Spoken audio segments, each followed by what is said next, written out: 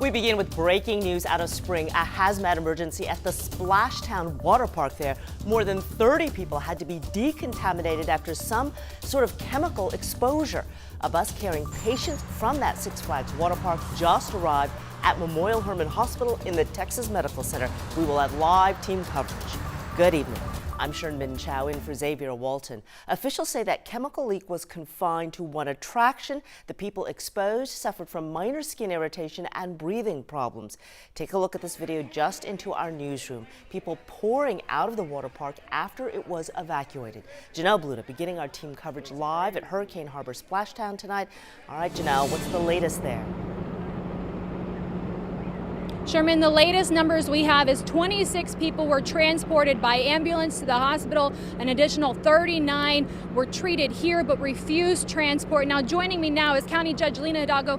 Hi, County Judge. Thank you so much for joining us right now. Can you give us just an update on the latest we have on what happened? We know there was around 4,000 people here at the water park, and all of a sudden, one after another, people started feeling very sick, starting with a lifeguard. And we had children, adults, even a pregnant woman. A lot of respiratory issues. One child had to be transported urgently. Other folks not as urgent, but still concerning. By the time that the measurements started being taken, once people started feeling sick, the water wasn't reporting anything off kilter, any chemicals that were off. And so now I have asked our public health department, our pollution control department, to shut this facility down until they understand exactly what happened and not allow them to open until their systems are to the extent of the law, because clearly their systems are not adequate if 60 people end up sick, but there's no log of chemicals being off base or a record, any kind of record of what exactly caused people to be sick. Can you give us just a breakdown of what types of symptoms people were feeling?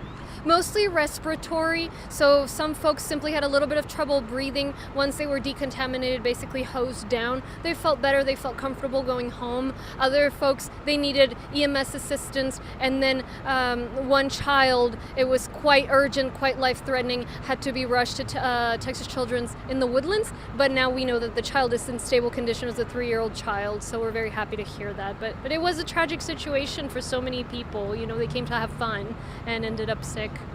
Well, thank you so much for talking to us and for giving us an update.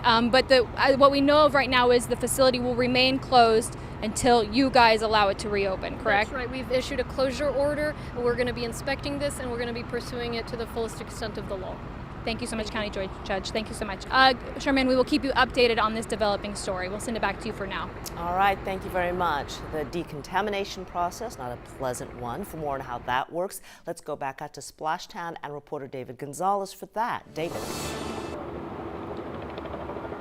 Hey Sherman, we talked to at least one person who was inside Splashtown in that kiddie pool area, and they said that they started feeling a sensation of burning in their hands. They also felt a headache and felt disoriented and dizzy. But as far as that process, according to Spring Fire, they said that they set up a ladder, and on top of that ladder, they pretty much opened up a hose, and it worked as a set up shower per se. People walked through, they rinsed themselves off as long as they needed to, and then they walked away. Right now, everyone is urged, if you were in the kiddie pool area, that you're urged to monitor your symptoms. If you are feeling dizzy, disoriented, or anything like that, you're urged to go to the ER and let them know that you were at Splashtown so they could kind of group everyone together. But as you heard from the judge, 26 people were transported to local hospitals. 15 were taken by the Atascocita Fire and bus, and they were taken to Memorial Hermann.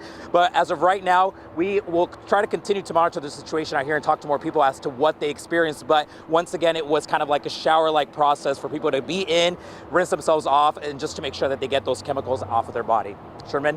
All right, David, thank you very much. Let's turn now to Allison Green. Harris County Pollution Control has been monitoring the air near Splashtown. The good news, as we heard, is that officials say there's no indication of problems right now surrounding the area, but everyone interested about the wind conditions right now. Addison, what can you tell us? Yeah, absolutely, Sherman. We're keeping our eyes on those prevailing winds aloft, and we're going to be seeing over the course of the evening hours just a general light wind going in towards our northerly direction. So north of the town of Spring, in towards the border of Montgomery County and a little bit further northward. And we're not anticipating any strong gusts coming our way. Maybe just a little bit of a breeze through the 7 to 9 o'clock hour, and then the winds really do calm down to light levels as you make your way towards the overnight hours. For the rest of the area, we're generally seeing muggy and warm conditions around. Temperatures still hanging around 90 degrees during the 7 o'clock hour with those winds, like I said, very light. So all that moisture hanging around the atmosphere will settle down towards the surface.